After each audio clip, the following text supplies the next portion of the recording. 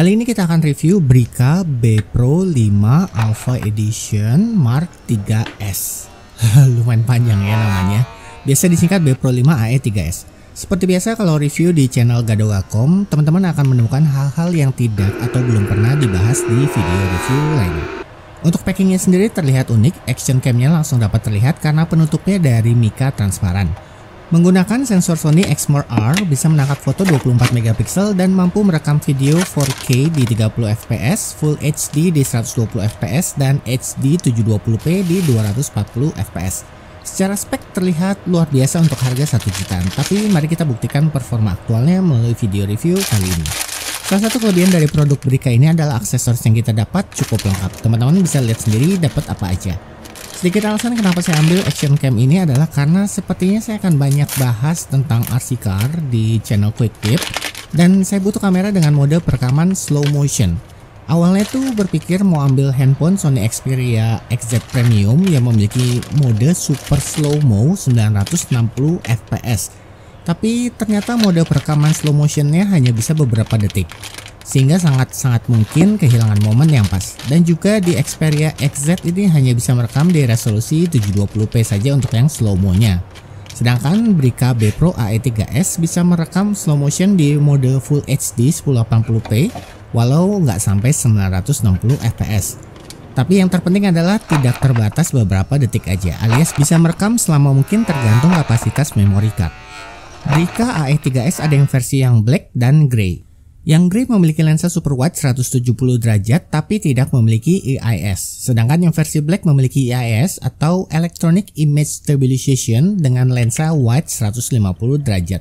Punya saya yang versi black dan sepertinya AE3S ada yang versi lama dan yang versi baru.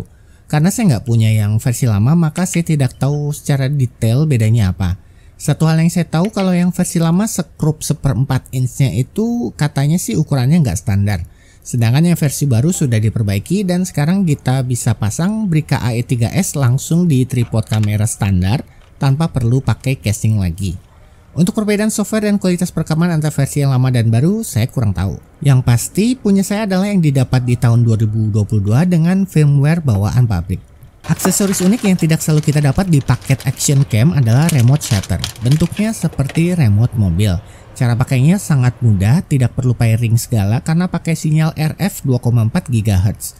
Cara pakainya tinggal nyalakan action cam, lalu pencet remote LED sampai menyala merah. Kalau nggak nyala merah itu berarti tidak siap pakai. Setelah itu remote bisa digunakan.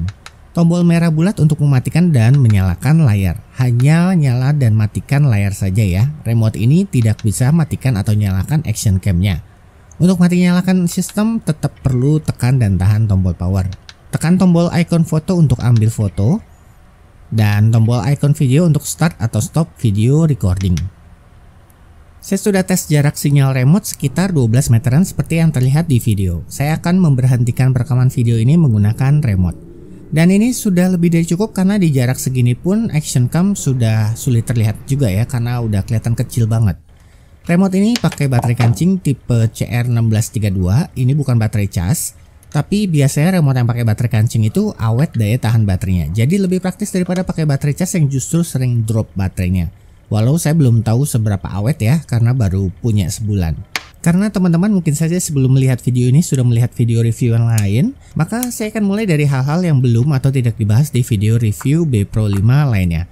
Yang pertama adalah daya tahan baterai aktual. AE3S menggunakan baterai berkapasitas 1000 mAh.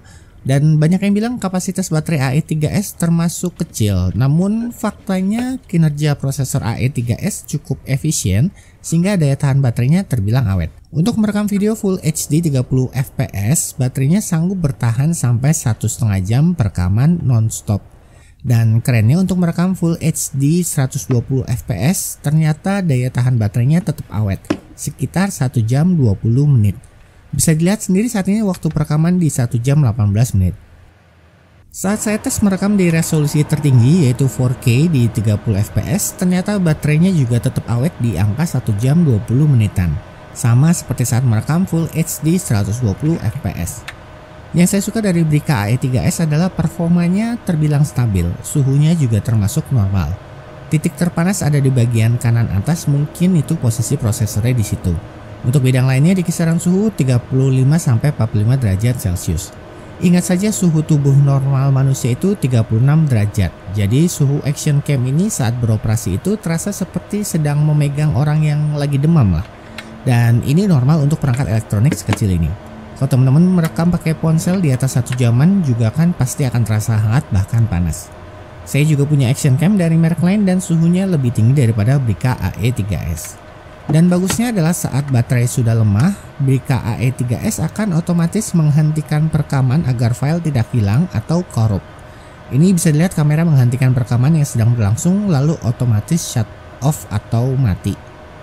Kalau kita rekam di resolusi 1080 30 fps, suhu bisa lebih adem sekitar 5 derajat Celcius. Suhu baterainya juga terbilang wajar. Ngomongin soal baterai, AE3S untungnya menggunakan baterai berukuran standar action cam atau baterai universal lah sebutannya. Memiliki dimensi panjang 33 mm, lebar 29 mm, dan tebal 11 mm. Jadi kalau teman-teman sudah punya action cam dari merek lain dan memiliki dimensi baterai yang sama atau mirip, kemungkinan besar baterainya bisa dipakai. Beda ukuran 1 mm-an masih oke kok. Yang paling penting dan terutama pastikan kutub positif dan negatifnya sama ya. Yang paling kanan kutub positif, yang kiri negatif. Kalau kutub positif dan negatifnya terbalik, jangan coba-coba dipasang, bisa meleduk. Ya nggak juga sih, bisa rusak elektroniknya. Kalau mau baterai lebih awet dan tahan lama, bisa modifikasi baterainya pakai baterai 18650. Tinggal bongkar baterainya, lepas sel baterai bawaan, misalnya dari baterai yang udah rusak. Setelah itu tinggal sambung kabel positif dan negatifnya aja. Paling hanya perlu lubangi tutup baterainya untuk jalur kabel. Yang ini belum saya lubangi karena sayang sih masih baru aja. Pakai baterai 18650, daya tahan baterai bisa 2-3 kali lipat lebih awet. Kalau mau tahan lebih lama tinggal diparalel saja pakai 2 baterai 18650. Berikut adalah tabel bitrate dan juga besar file untuk perekaman beberapa resolusi video. Jadi bisa prediksi kira-kira butuh micro SD kapasitas berapa. Kalau terlalu cepat ya silahkan di pause aja ya videonya. Di spek dikatakan maksimum kapasitas micro SD yang bisa digunakan adalah 64 GB. Tapi saya pernah lihat ada yang pakai kapasitas 128 GB dan bisa aja nggak ada masalah. Walau saya belum pernah coba sendiri ya, tapi saya rasa sih memang seharusnya bisa sampai 128 GB. Pastikan saja menggunakan micro SD kualitas bagus yang kelas 10 atau lebih tinggi. Kalau pakai micro SD kualitas rendah, hasil perekam video bisa patah-patah atau tersendat. AE3S menghasilkan 3 jenis file. Yang pertama adalah .mp4, ini adalah file videonya. Lalu ada file dengan ekstensi .sec, ini adalah file video dengan resolusi rendah untuk preview di kameranya langsung. Lalu ada file .thm, saya rasa ini adalah file thumbnail untuk video. Kalau mau proses di video editor, file .sec dan thm tidak diperlukan atau bisa dihapus saja. AE3S punya 4 tombol, tekan dan tahan tombol on off untuk mematikan dan menyalakan kamera. Saat sudah nyala, tekan tombol on off sekali untuk merubah dari mode foto atau video. Tekan tombol shutter yang ada di atas untuk mengambil foto atau video. Kalau kita tahan tombol shutter akan mengaktifkan WiFi. Di ponsel, pilih koneksi WiFi B Pro 5 AE3S, lalu buka aplikasi Brica B Pro AE3S dan kita bisa melihat serta kontrol kamera. Bisa juga digunakan untuk melihat hasil foto dan video secara nirkabel atau wireless di ponsel, dan tentu saja juga bisa digunakan untuk download filenya. Kita bisa juga melakukan pengaturan kamera dari ponsel. Pilihan menunya sama saja seperti kalau kita setting di kameranya langsung. Untuk mematikan WiFi, tekan tombol shutter ya sekali. Balik ke kamera. Saat di mode video, tekan dan tahan tombol panah bawah untuk mengaktifkan dan menonaktifkan mic. Ditandai dengan ikon microphone di layar. By the way, layar AE3S bukan touchscreen ya. Kalau mic off berarti video tidak merekam suara. Untuk masuk ke menu kamera, tekan dan tahan tombol panah ke atas. Tekan tombol shutter yang berfungsi sebagai tombol OK untuk masuk ke pilihan menu. Tekan tombol on off yang berfungsi sebagai tombol back untuk kembali ke menu sebelumnya. Ada beberapa pilihan mode perekaman yang sebentar dijelaskan. Kita bisa melihat hasil rekaman langsung di AE3S, tapi volume suaranya sangat-sangat kecil dan bahkan banyak yang mengira nggak ada suaranya, padahal itu kecil banget suaranya. Kalau mau cek suara mesti ditransfer dulu file ke handphone atau komputer. Bisa melalui WiFi via aplikasi Brica yang tadi sudah dibahas dan bisa juga lihat di TV atau monitor HDMI melalui port micro HDMI. Kalau disambung ke monitor via kabel HDMI, otomatis kamera akan masuk ke mode playback.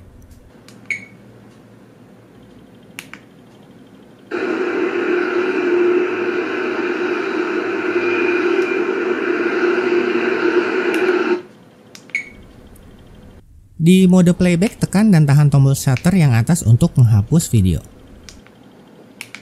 Untuk menu pengaturan adalah tergantung mode yang dipilih. Misalnya kalau dalam mode video, maka ada pilihan resolusi video dan lainnya. Tapi kalau kita dalam mode foto, maka pilihan pengaturan adalah resolusi foto dan lainnya. Di mode foto ada pilihan long exposure, tapi saat saya coba hasilnya tidak long exposure. Mungkin bug di firmware dan berharap akan diperbaiki saat ada update firmware berikutnya. Berikut hasil fotonya. Resolusi maksimalnya adalah 24 megapiksel.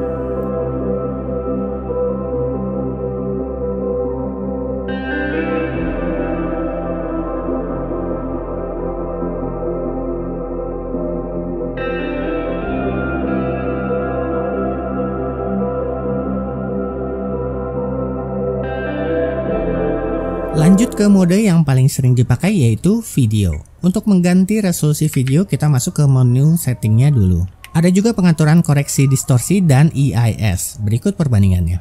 Koreksi distorsi off dan EIS off. Bisa dilihat dari dinding bangunan terlihat melengkung, imbas dari penggunaan lensa wide angle yang cembung. Sedangkan ini adalah ketika fitur koreksi distorsi aktif. Bisa terlihat garis dinding sekarang terlihat lurus. Sedangkan kalau fitur EIS atau Electronic Image Stabilization aktif, sudut pandang akan sedikit menyempit.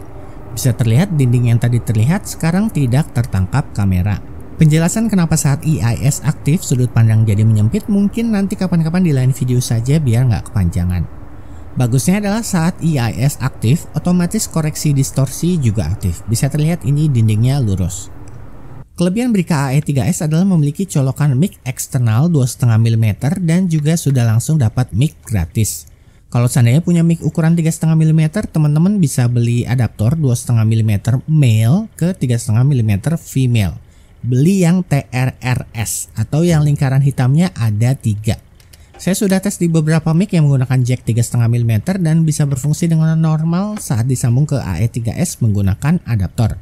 Termasuk pakai mic wireless juga bisa, seperti ini contohnya.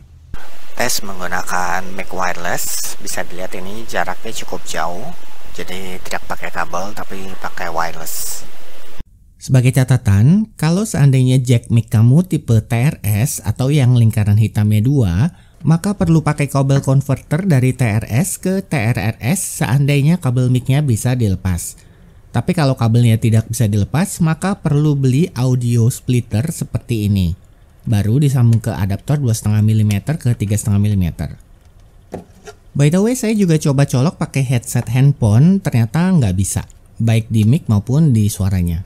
Padahal sama-sama jack TRRS.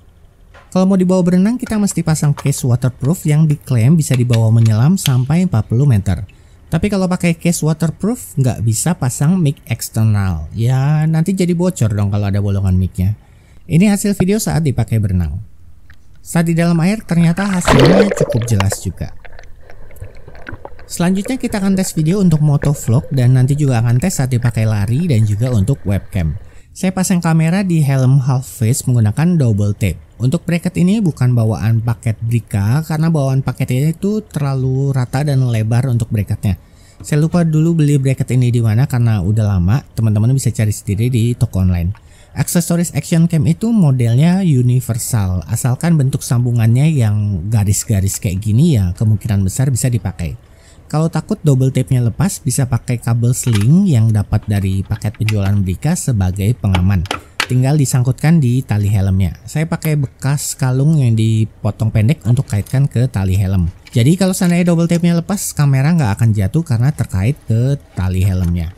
Tapi sebenarnya double tape 3M ini kuat banget sih dan kecil kemungkinannya bisa copot. Posisi mic saat rekam untuk motovlog awalnya saya taruh di sini dan itu terlalu dekat, jadi suaranya pecah.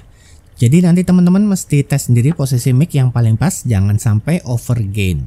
Ini adalah contoh hasil videonya. Ini adalah perekaman menggunakan mic eksternal dan saya pakai masker, jadi kalau sedikit agak mendem kemungkinan karena masker.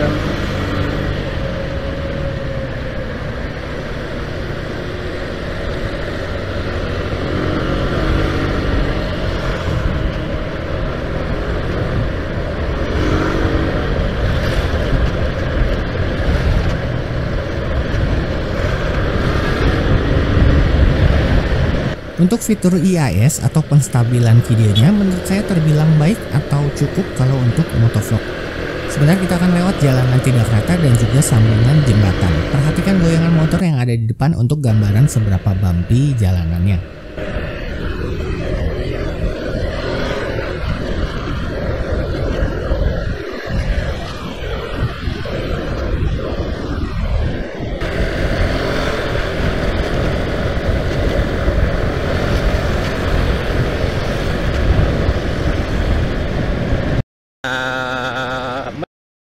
Mendem suaranya kemungkinan karena masker. Mendem suaranya kemungkinan karena masker.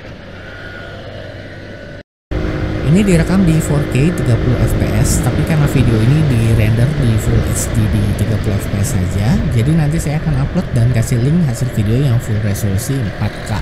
By the way, untuk nonton video ini di resolusi Full HD ya teman-teman, jangan bilang kualitasnya jelek kalau kamu nontonnya di 240p. Untuk motovlog menurut saya sih terlihat paling halus untuk gerakannya saat direkam di 1080p 60 fps.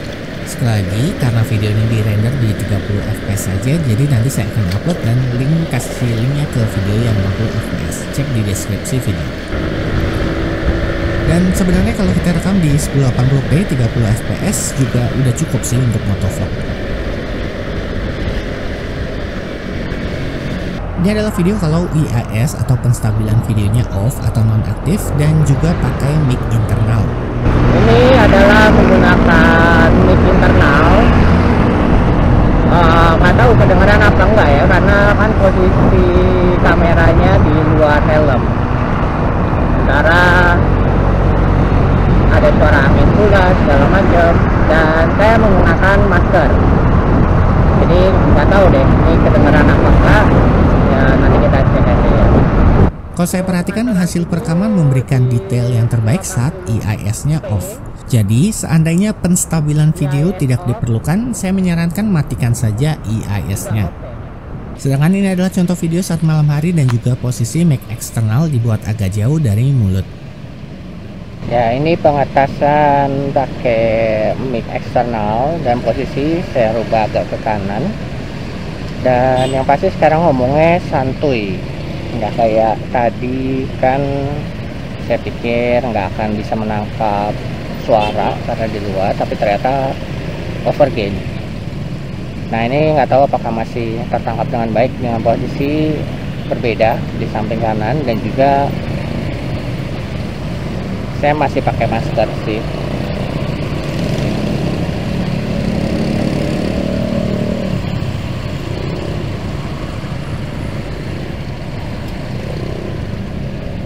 Sedangkan ini suara mic saat menggunakan waterproof case.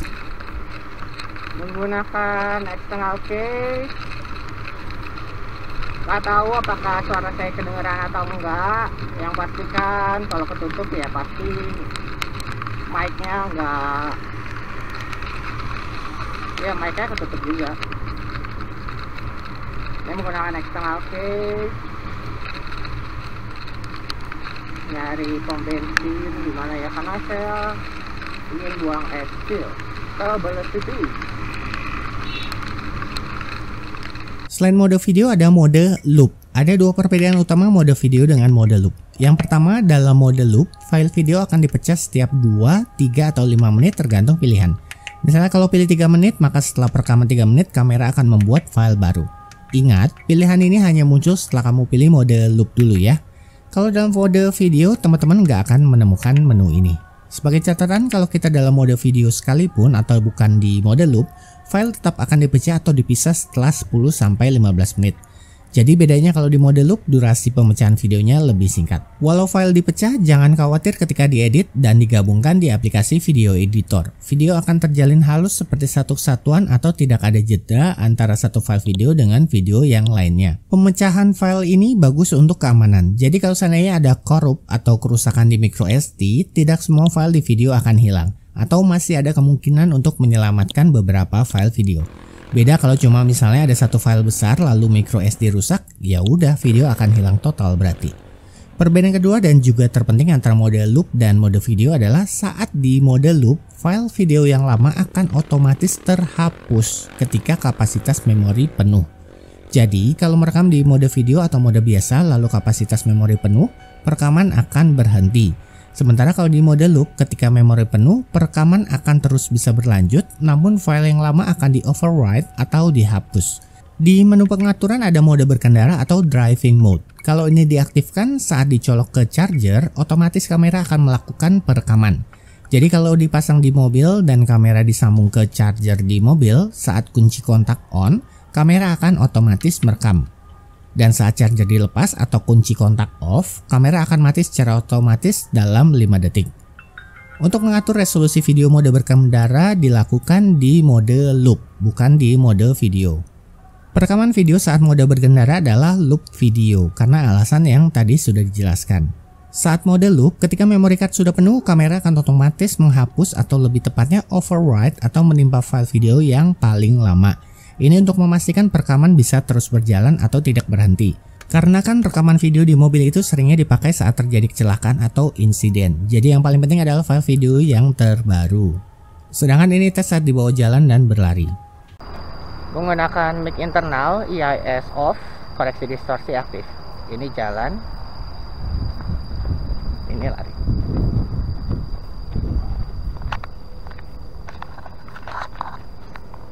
Koreksi distorsi on, EIS off, mic internal, ini lari.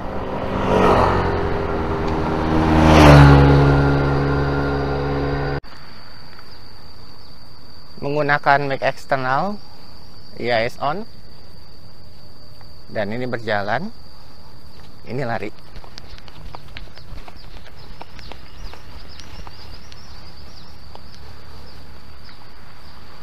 Mic eksternal, EIS on, ini jalan, dan ini lari.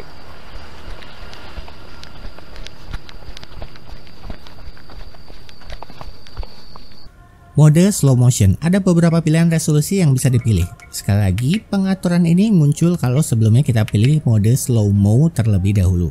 1080p 4 kali akan merekam video dalam 1080p 120 fps lalu diperlambat 4 kali dan hasilnya adalah video 1080p 30 fps dalam gerakan 4 kali lebih lambat. Kalau 720p 8 kali artinya kamera akan merekam video 720p 240 fps lalu diperlambat 8 kali. Kekurangan mode slow mo adalah tidak merekam suara. Jadi saya nggak gunakan atau jarang gunakan mode ini. Kalau mau rekam video slow motion, saya rekam di mode video biasa, bukan mode slow mo. Saya rekam di 1080p 120 fps, lalu nanti diperlambat sendiri pakai aplikasi video editor. Dengan begini saya bisa dapat video slow motion lengkap dengan suaranya, dan juga kalau seandainya mau dipercepat masih ada file yang normalnya. Mode slow mo cocok bagi yang mau praktis dan hasilnya langsung slow motion tanpa perlu edit-edit lagi. Tapi ya kekurangannya tadi, nggak ada suara. Untuk lapse video, semakin lama durasi lapse-nya, semakin cepat gerakan videonya. Bisa terlihat ini perbandingannya. Di pengaturan lapse 60 detik, perekaman video 10 menit akan menghasilkan video kurang dari 1 detik. Untuk mode auto adalah kamera akan otomatis mengambil foto berdasarkan interval waktu yang ditentukan seperti yang terlihat di layar.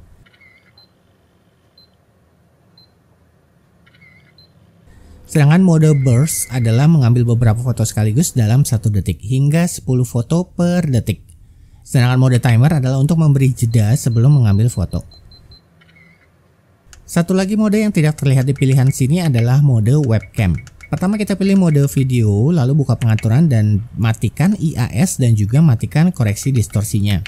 Karena kalau dua fitur ini nyala, tidak akan bisa terbaca sebagai webcam. Setelah itu tinggal sambung AE3S ke komputer pakai kabel USB. Cek di kamera Brica, pilih kamera mode.